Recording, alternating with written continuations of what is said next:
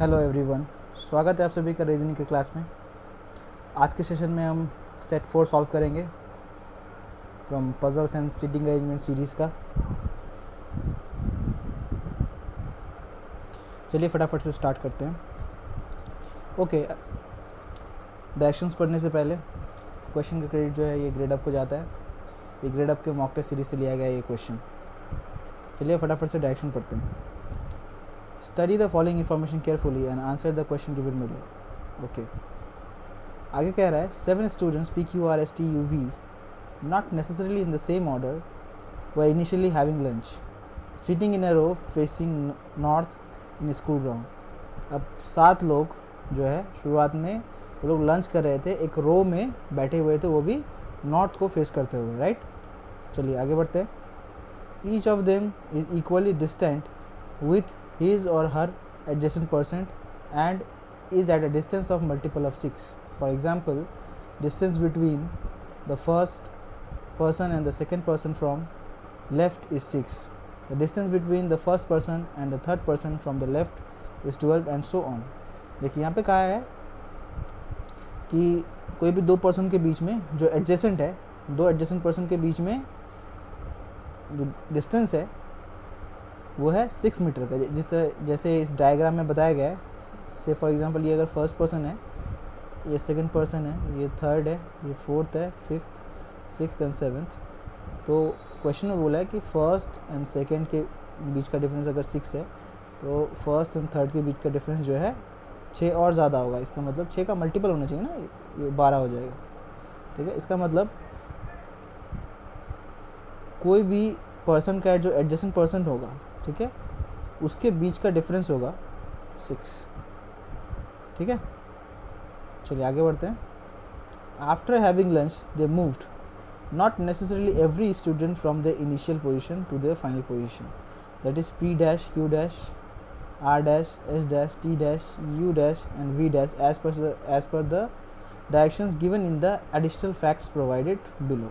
अभी बोल रहा है उन लोगों ने लंच करने के बाद वो लोग ने मूव किया फ्रॉम देयर इनिशियल पोजीशन, शुरुआती पोजीशन से वो लोग किसी दूसरे जगह गए एंड वो जहाँ पे वो रुकते हैं दूसरी जगह में जाके they are calling it as a final position. इन फाइनल पोजीशंस को डिनोट करने के लिए अगर P अपनी शुरुआती पोजीशन से हट के अगर मान लीजिए कहीं यहाँ चला जाता है तो इस पोजीशन को कहेंगे P का P डैश पोजीशन, है ना। ठीक है, इस तरीके का इन्फॉर्मेशन हमारे पास दिया गया है, ये सबके लिए है। और यहाँ पे ये भी बोला है कि नॉट नेसेसरीली सारे स्टूडेंट, ठीक है, सारे स्टूडेंट हो भी सकते हैं, नहीं भी हो सकते। ठीक है, अभी हम लोग फटाफट से इन्फॉर्मेशन को पढ़ते हैं। इनिशियली शुरुआत में Q was neither adjacent to T nor S। ठीक है, Q जो है वो T के ना ही एडजेसेंट बैठा हुआ था और Q ना ही S के एडजेसेंट बैठा हुआ था। Clear. After having lunch S moved 24 meter east. तो S डैश का जो पोजीशन होगा कैसे बनेगा, ये 24 मीटर जाएगा ईस्ट को। ठीक है, then 18 meter to the south, south को जाएगा 18 meter and finally turn towards the west and walk 12 meter और 12 मीटर जो है वो वेस्ट को जाता है। तो इतना चलने के बाद S डैश आता है ना, S का फाइनल पोजीशन। अच्छा, यहाँ पे क्या बोला, initially S was 24 meter to the left of V। ठीक है, but none of them was at extreme end. ठीक है, दोनों में से S और V में से कोई भी एक्सट्रीम एंड पे नहीं था। अगर मैं थोड़ा सा डायग्राम अगर मैं इसका बनाऊँ, सिटिंग अरेंजमेंट 1 2 3 4 5 6 7 पर्सन्स। ठीक है, चलिए सबके बीच में 6 का गैप है, वो लिखने की ज़रूरत नहीं है, इट्स फॉर आवर अंडरस्टैंडिंग। ठीक है, अच्छा, अगर यहाँ पे बोला है कि S was 24 meter to the left of V, इसका मतलब कि S और V के बीच में 24 का गैप है। इसका मतलब हमें कितने गैप्स चाहिए, 4 गैप्स है ना, 1 2 3 4, इस तरह के 4 गैप चाहिए। इसका मतलब S यहाँ पे, V यहाँ पे, V के लेफ्ट में आएगा। बट एक लाइन और बोला है, none of them was seated extreme end, तो यहाँ पे भी नहीं हो सकता ना v, ठीक है। तो v का एक ही पोजीशन है यहाँ पे, अगर मैं v को यहाँ डालता हूँ तो ही पॉसिबल है कि s जो है एक्सट्रीम एंड पे नहीं आएगा। क्लियर? ये कंडीशन सेटिस्फाई हो गया, ये कंडीशन को लिखने की ज़रूरत नहीं है, वैसे उसको हम डायरेक्टली यहाँ पे सेट कर सकते हैं। अच्छा, after having lunch q moved 5 meter towards east. अच्छा, q डैश का जो पोजीशन है वो ईस्ट में गया 5 मीटर, ठीक है। Then took left turn and walk 14 meter. अगर ईस्ट से अगर लेफ्ट टर्न लेता है तो वो किस डायरेक्शन की तरफ मूव करेगा? नॉर्थ की तरफ, है ना। नॉर्थ में कितना मीटर गया? 14 मीटर। तो ये q डैश का फाइनल पोजीशन निकल के आता है ऐसे, ठीक है। p was sitting to the left of r। p जो है वो r के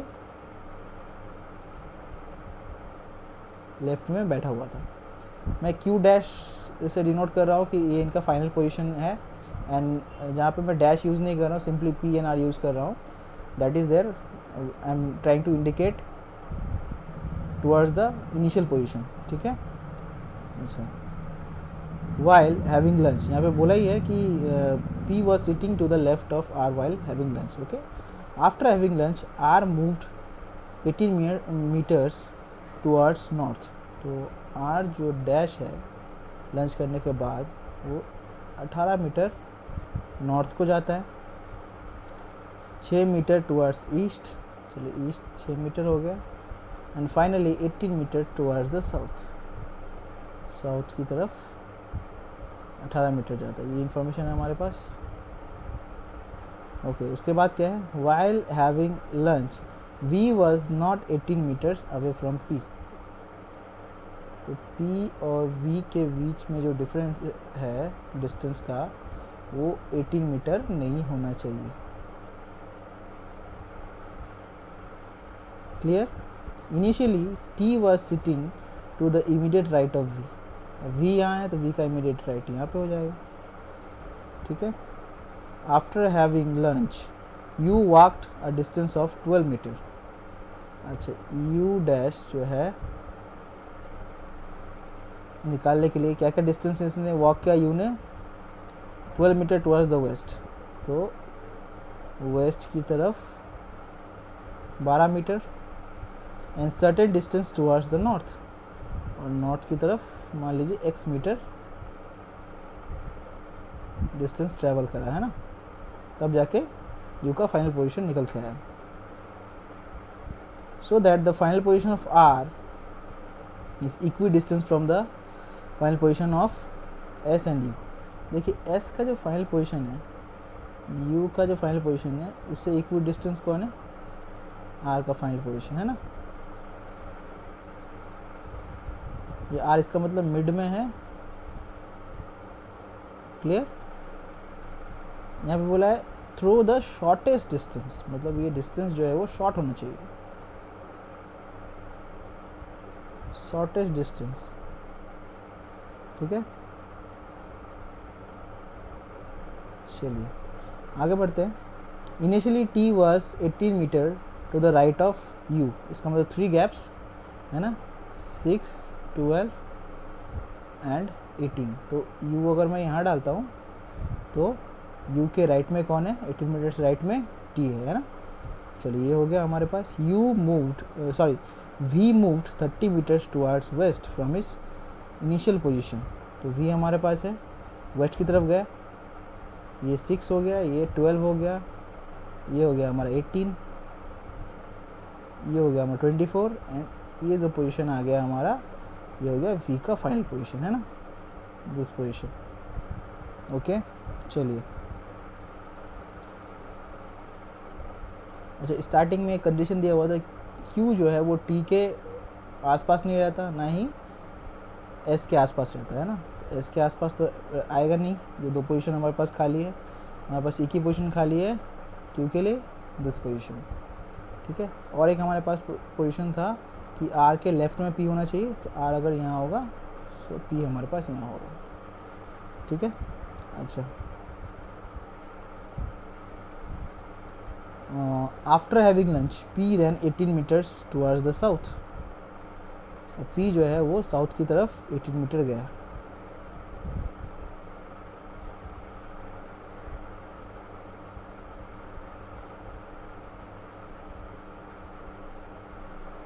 पे ऐसे बना लेते हैं एरो दे के, ठीक है। This point is P dash, okay. Then turn left, अच्छा आगे भी है। देन टर्न लेफ्ट, यहाँ से उसने लेफ्ट की तरफ टर्न किया और रैन 18 मीटर्स। चलिए 18 मीटर मीन्स 3 डिस्टेंसेस, ये यहाँ से यहाँ तक यूके स्ट्रेट लाइन में आएगा। एंड यहाँ से उसने फिर लेफ़्ट टर्न लिया, लेफ़्ट टर्न लेने के बाद उसने 36 मीटर और चला, ठीक है ना। तो यहाँ से यहाँ ये 18 मीटर्स हो गया ना।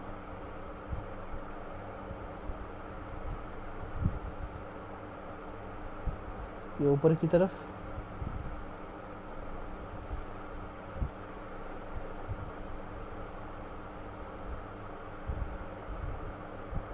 ठीक है। अच्छा मैं इस कंडीशन को यहाँ नोट कर लेता हूँ ताकि हम यहाँ पे ऊपर में ड्रॉ कर सके। S dash R dash and U dash, okay. ये मिड में है और वो भी शॉर्टेस्ट डिस्टेंस के थ्रू, ओके। अब इसको इरेज कर देते हैं ताकि हमारे पास थोड़ा सा स्पेस हो जाए।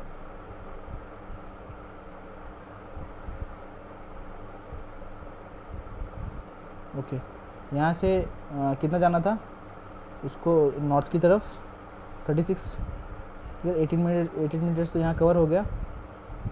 यहाँ से और जाएगा 18 मीटर,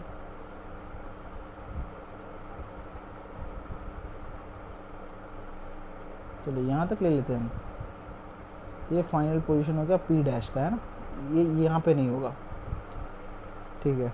तो चलिए हमने सारा इन्फॉर्मेशन ही पढ़ लिया है, जो भी क्लूज हमारे पास बचे हुए हैं उसको यूज़ करते हैं। ये यूज़ हो गया, अच्छा यहाँ पे ये भी यूज़ हो गया, ये भी यूज़ हो गया, सारे पोजीशंस को फिट कर लिया हमने। यहाँ पे देखिए एस का हम बता सकते हैं ना, एस 24 मीटर ईस्ट की तरफ गया, तो 24 मीटर होता है हमारा यहाँ वी पॉइंट पे, ठीक है। वी के इनिशियल पोजीशन पे, उसका 18 मीटर यहाँ तक आएगा।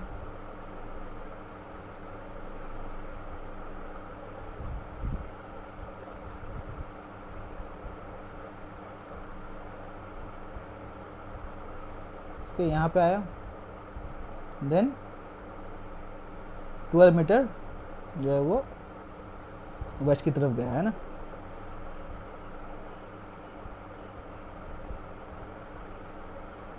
तो ये हो गया हमारा एस का फाइनल पोजीशन, ठीक है। तो ये इंफॉर्मेशन यूज़ कर लिया हमने। अच्छा क्यू का है, क्यू ने 5 मीटर ईस्ट की तरफ चला, इसका मतलब यहाँ से यहाँ 5 मीटर, 1 मीटर का डिस्टेंस हो गया यहाँ पे। अच्छा ये तो 18 मीटर का है distance, this is also 18 meter, okay. ये भी 18 मीटर, ये भी 18 मीटर, ठीक है। अच्छा क्यू 5 मीटर हो गया। अब 14 मीटर उसको नॉर्थ की तरफ जाना है, राइट। तो नॉर्थ की तरफ जाएगा 14 मीटर,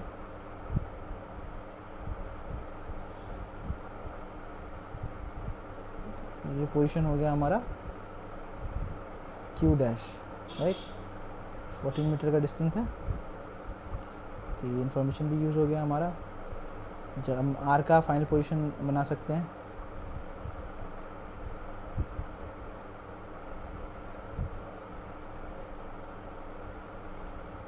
अच्छा आर जो है अपने इनिशियल पोजीशन से पहले 18 मीटर ऊपर जाता है ना, यहाँ पे जाएगा।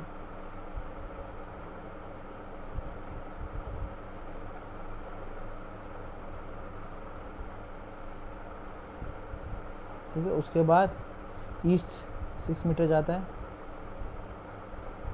ठीक है। उसके बाद फिर 18 मीटर नीचे की तरफ आता है ना, ये एरो है 18 मीटर। आर का जो फाइनल पोजीशन ये हो जाएगा, this is R dash, okay. ये भी हमारा यूज़ हो गया। तो फाइनली हमारे पास क्या रह गया, ये वाला कंडीशन कि आर से जो R dash and S dash की जो दूरी है वो आर डैश और यू डैश की दूरी के बराबर है। So R dash and S dash हमारे पास ये रहा है ना, इनका जो डिस्टेंस है वो 18 मीटर है, ठीक है, तो आर और यू डैश का जो पोजीशन होगा उन दोनों के बीच में डिफरेंस जो है वो सेम होगा, R dash and S dash के बीच का जो डिफरेंस है डिस्टेंस का। ठीक है, चलिए पहले यू डैश का पोजीशन हम फाइंड आउट करते हैं। यू ने 12 मीटर वेस्ट की तरफ चला, तो यू यहाँ आया, फिर सर्टेन डिस्टेंस वो यहाँ गया।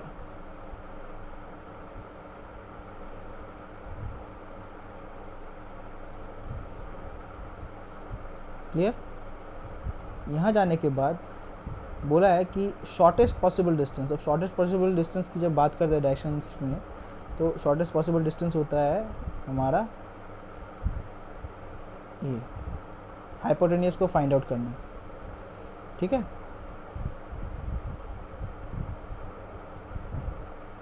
तो अगर हम इसको एक ट्रायंगल की तरह कंसिडर करें तो शॉर्टेस्ट पॉसिबल डिस्टेंस हमारा ये हो जाएगा।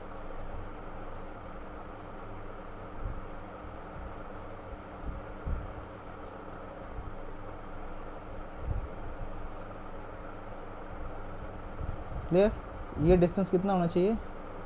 ये डिस्टेंस होना चाहिए 18। अगर ये 18 है, ये 6 है, ये डिस्टेंस, सो हमारा यहाँ पे निकल के आएगा 6√10।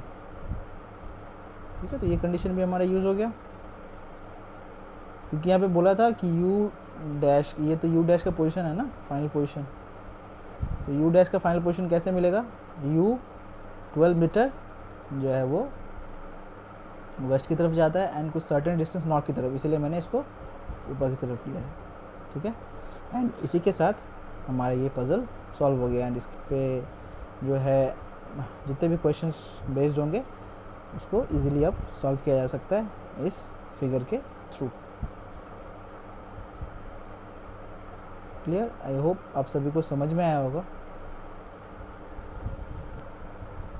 एक छोटा सा मिस्टेक हुआ है यहाँ पे। मिस्टेक इस जो क्यू का जो फाइनल पोजीशन है वो 5 मीटर इधर होगा, है ना। ये 5 मीटर गया इधर, यहाँ से हमारा 14 मीटर ऊपर की तरफ।